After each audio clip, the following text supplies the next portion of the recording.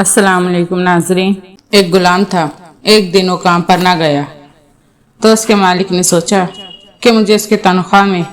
کچھ اضافہ کر دینا چاہیے تاکہ وہ اور دل جمی سے کام کرے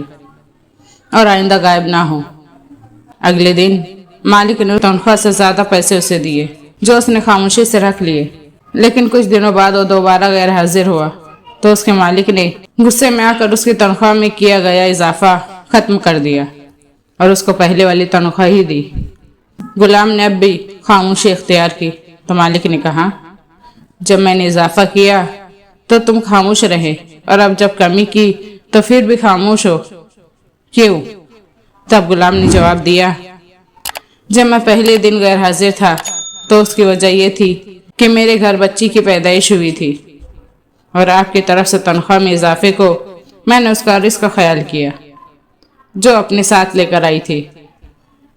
اور جب میں دوسری مرتبہ غیر حاضر تھا تو اس کی وجہ میری ماں کی وفات تھی اور آپ کی طرف سے تنخواہ میں کمی کو میں نے وہ رزق کا خیال کیا جو وہ اپنے ساتھ واپس لے گئی۔ پھر میں اس رزق کی خاطر کیوں پریشان ہوں جس کا ذمہ خود اللہ نے اٹھایا ہوا ہے۔ سبحان اللہ۔